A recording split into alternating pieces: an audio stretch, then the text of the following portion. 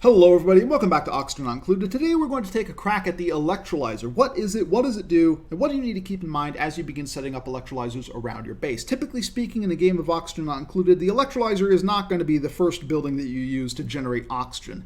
You're going to start off using, depending upon your starting biome, either algae terrariums and oxygen diffusers, or you're going to be using the oxyfern plant to generate your initial oxygen. But as time goes on, you're going to find that both of these have their limitations. In the case of the algae-based technologies, the issue is that there is a fixed amount of algae around the map and a fixed number of things that you can turn into algae.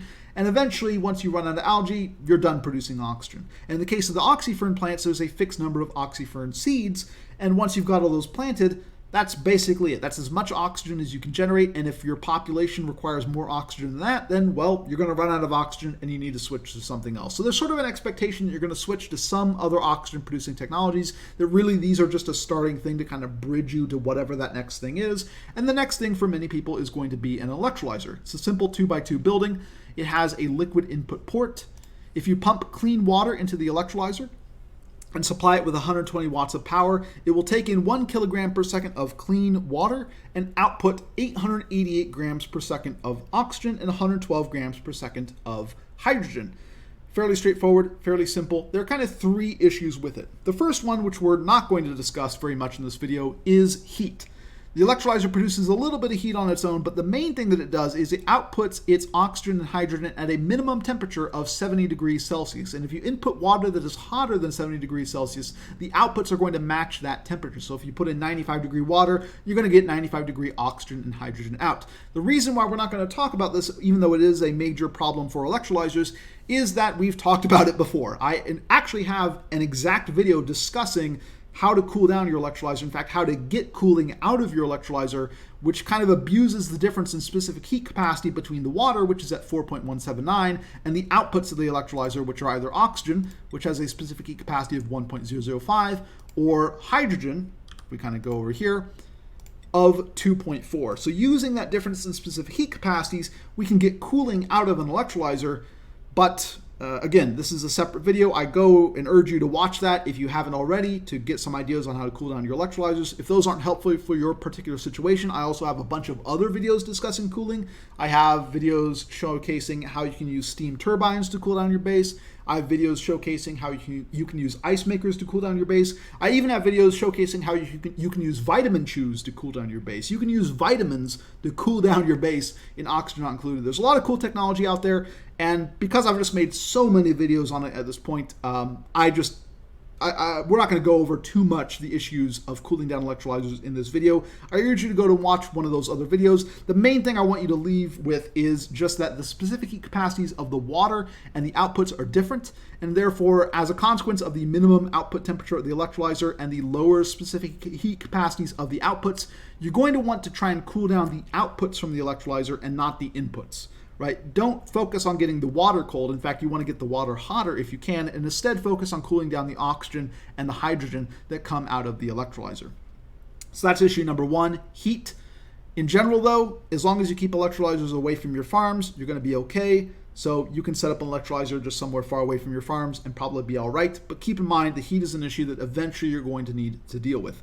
Another issue in the electrolyzer is that it has a overpressure, just like the oxygen diffuser, that if any four of these tiles on the electrolyzer are above 1.8 kilograms of pressure, it will stop operating, right? It won't consume any more in terms of resources, it won't take in more water, it won't consume any power, but it won't produce oxygen either. And so you're going to want to keep your electrolyzer usually in a contained area. That way the heat can't really escape and you can focus a lot of your cooling very easily on that.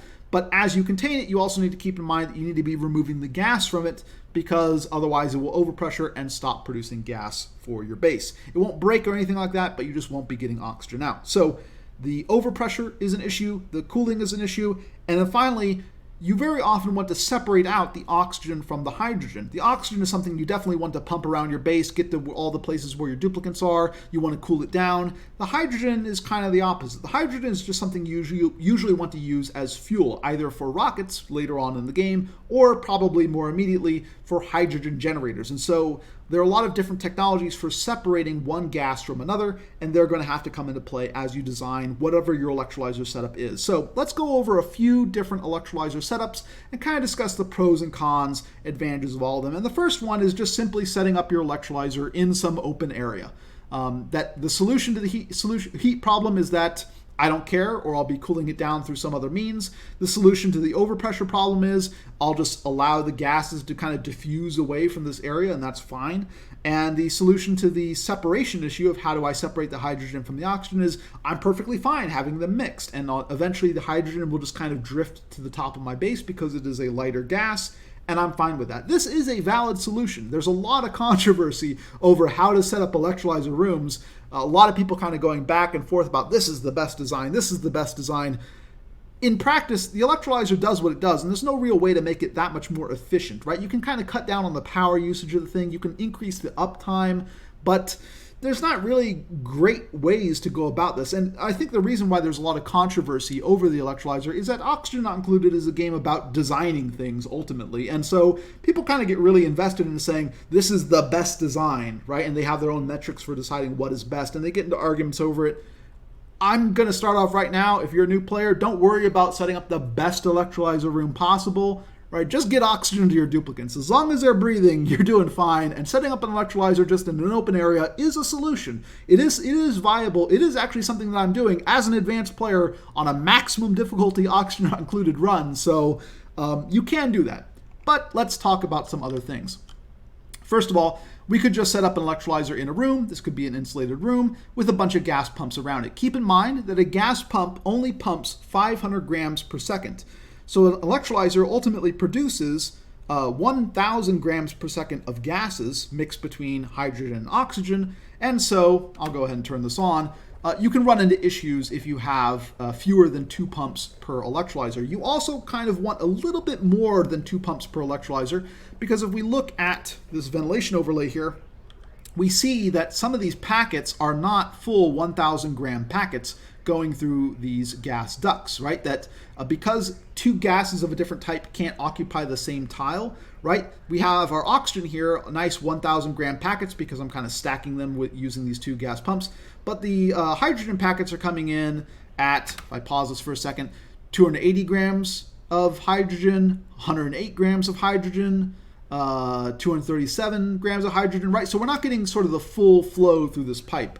So here I have basically a simple room, and then I just have 2 pipes leading from it, and these would pump our gases to wherever we want around our base. There's no separation, so we see a mix of hydrogen and oxygen. The hydrogen is kind of rising to the top of this room, but that works, that's fine. This is a thing you can do. One of the downsides of this is that a lot of the times your pumps are pumping in a pressure that is less than 500 grams. And so they're taking in less than 500 grams as they work, but they're costing you the same amount of power. So one solution is simply to add a little Atmos sensor here that'll turn off your pumps once the pressure reaches a low enough level, right? So here I have this Atmos sensor. I say only send a green signal if the pressure is above 350 grams. And so these gas pumps will turn off when they're kind of not being operated very efficiently. This will save you a little bit on power, but basically has the same idea that we're not really doing anything here except just pumping it out into some other area over here. Next, we have one of the simple gas filter technologies, which is just a gas filter. Gas filters are pretty simple. If we go to the ventilation overlay here, there's an input, which is the white. There is a orange output, which is the filtered element. Here I have the gas filter set to filter out oxygen. Right, so the filtered element is coming out of this orange pipe here, and anything that isn't oxygen is being sent through this output over here. So I have all the oxygen going to this room right here. We see that it is fully oxygen. We have all the hydrogen going to this room over here, right? Now, anytime you are using separation of gases like this, you could be using this hydrogen to supply a hydrogen generator. Conveniently, a hydrogen generator consumes about 100 grams per second of hydrogen, which is just slightly less than what these electrolyzers will produce. And it produces about enough power to supply this whole system. So if we pause for a second here, it's 120 watts for this gas filter, 120 watts for this electrolyzer, and then these gas pumps are going to operate some fraction of the time, and each of them requires 240 watts. So we can support all this just using normal wire. We don't have more than 1,000. We don't have more than 1 kilowatt of power consumption on the system, and we can supply almost all the power using our hydrogen generator. Keep in mind, you will have a little bit of excess hydrogen, so you kind of want to have some hydrogen storage anyways.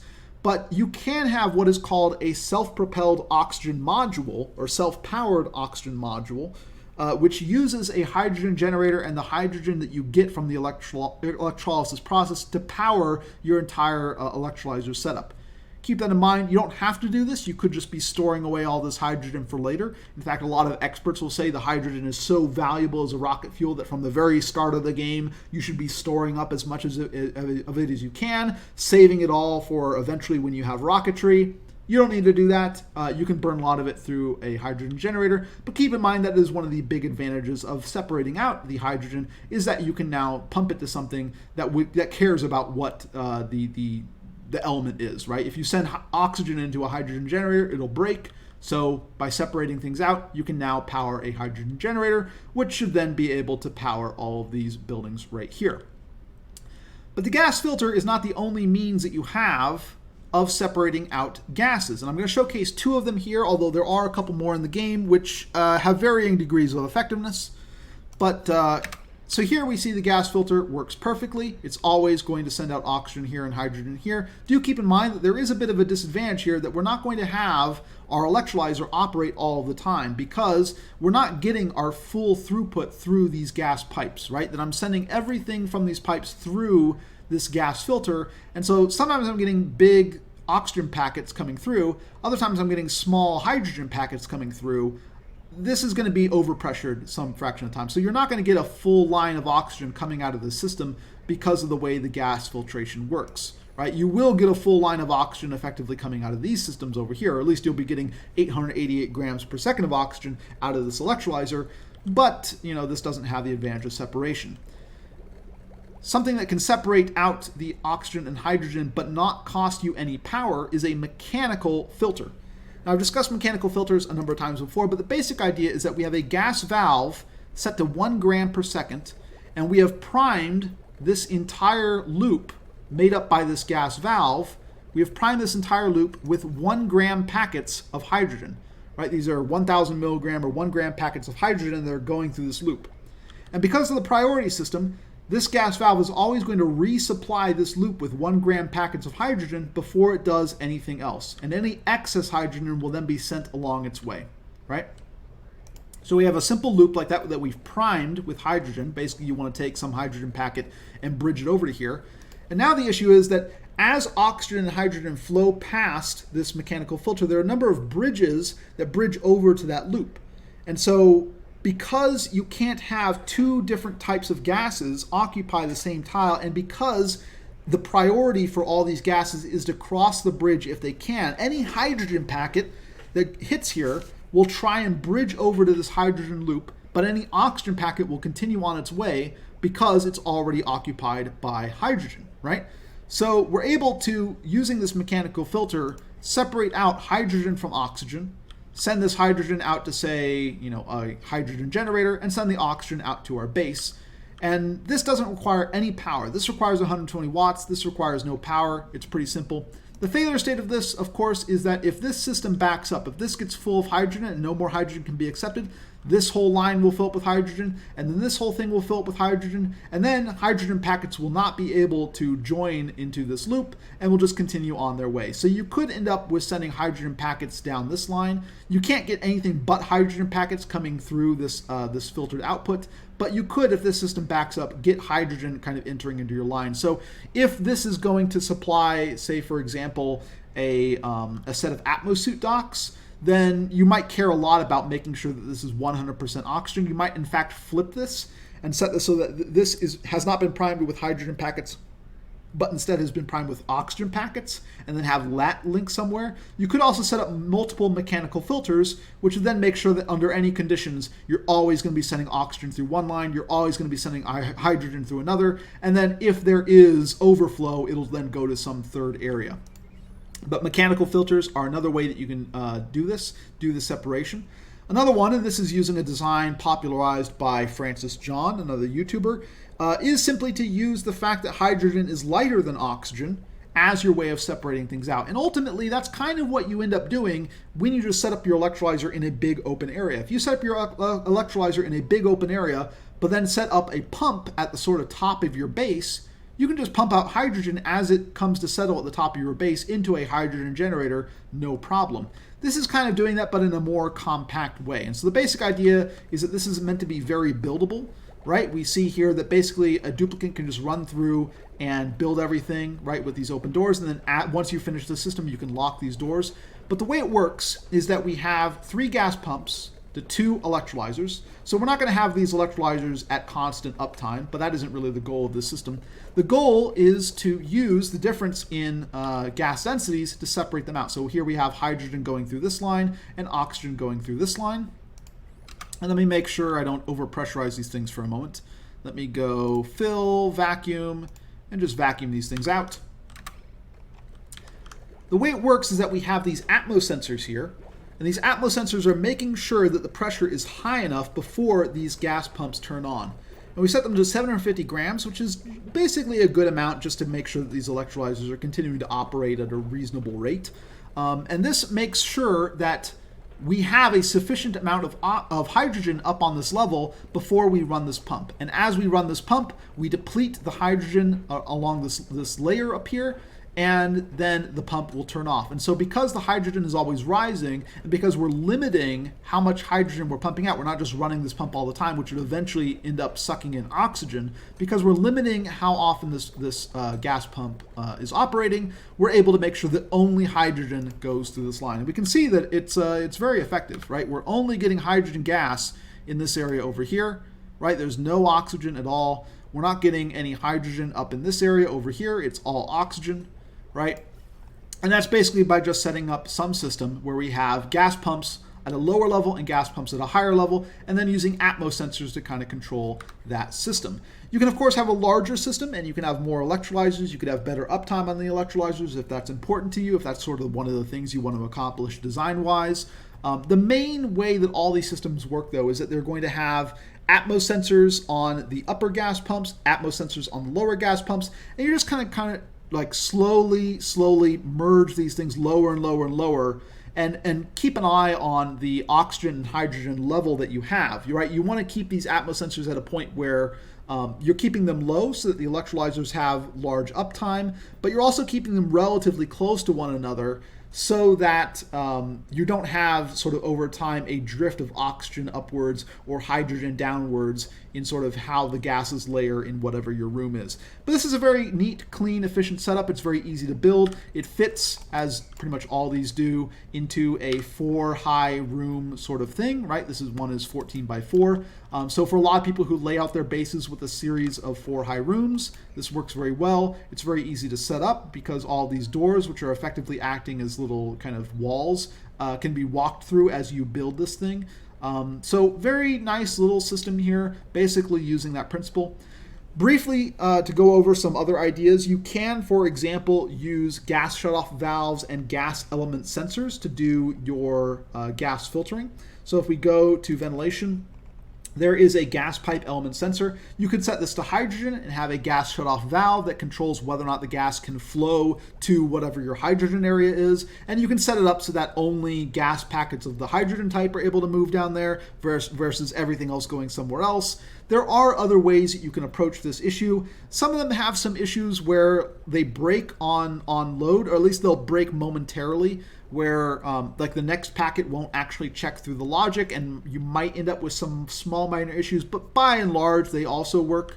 But I just kind of wanted to showcase a few of the different ways you have of separating out these gases. And then once you've separated out the hydrogen, of course, you can, if you choose to, make that self-propelled or self-powered oxygen module where this hydrogen is going to a hydrogen generator, which is then supplying the power to the electrolyzers. You don't have to do that, but do keep in mind you will want to store this hydrogen somewhere if you're separating it, right? That you don't want this line to get backed up, otherwise that can create some issues. So keep those things in mind. Gas separation, an issue if you want to be using the hydrogen for hydrogen-only applications. Same if you want to be using the oxygen for oxygen-only applications, right? You only want to be sending hydrogen to a hydrogen generator, otherwise you'll break it. You only want to be sending oxygen to an atmosphere dock, otherwise you'll break it. So this sort of filtering technology, either by using a gas filter, which will cost you 120 watts, or using a mechanical filter like this, or just using differences in gas density, all these are viable options for you in designing your system. Keep in mind that a gas pump uses 500 grams, or can send 500 grams per second. A gas pipe can accept 1,000 grams per second, but because you're going to be having two different elements, you might have some issues supporting a single electrolyzer off of just one gas pipe. So systems that have two gas pipes might be better for you. Keep that in mind. You can also, with a mechanical filter, usually attach more than one gas pipe to this mechanical filter, right? Wherever you have a bridge, that's where it's going to check, can I cross over here? So you can set up multiple lines going through a mechanical filter as well. It's a little bit trickier with these sort of normal gas filters. You're going to have an extra gas filter for each extra line, but if your system is sufficiently large, then it isn't a huge power cost you're adding to the system, right? For this system, adding a second gas filter would basically double the power usage that we're spending on gas filters. But for a larger system, right, you could probably get away with fewer gas filters than, double the amount of electrolyzers. So keep that all in mind. 1 kilogram per second of gas, it will fill a gas pipe. 2 gas pumps can supply 1 kilogram a second into a pipe. You're going to be having different elements, so kind of having like 2 gas pumps plus 1 is a decent idea if you want to get maximum uptime off your electrolyzers. If you don't care about maximum uptime on your electrolyzers, then don't worry about that. Just set up the number of gas pumps for the amount of oxygen/hydrogen that you want, and just accept that the system will be kind of overpressurized every once in a while. That's all fine as well. You can also minimize your power requirements using Atmos sensors to make sure that your pumps are operating efficiently. This is another option for you. And that kind of covers a lot of the various issues, right, related to gas separation and removing gas from the room. And then again, for cooling problems, look at my other videos. I have tons of different cooling answers, some specifically for electrolyzers meant to work exactly with how electrolyzers work. Other ones just more general purpose cooling videos. And hopefully this has been a pretty comprehensive view at the electrolyzer. Again, there's no right design, I would argue. Don't feel ashamed that your electrolyzer room isn't as efficient as someone else's, because at the end of the day, electrolyzers are still limited by, they take in 1 kilogram per second of water, they output 888 grams per second of oxygen and 112 grams per second of hydrogen. There's no real cost to having more electrolyzers. There's no real cost to having downtime in your electrolyzers. If it works, it works. And sometimes that means just having an electrolyzer in some big open area, not enclosed in a room. That's viable as well. So hope this has been helpful. Big old view at electrolyzers and the various techniques you have of dealing with electrolyzers. Get different gas densities, mechanical filters, gas filters, number of pumps that you want per electrolyzer, etc., etc., etc. Hope this has been helpful. And if you have any questions, shoot them to me in the comments below. And yeah, that's it for this episode. I will see you guys next time.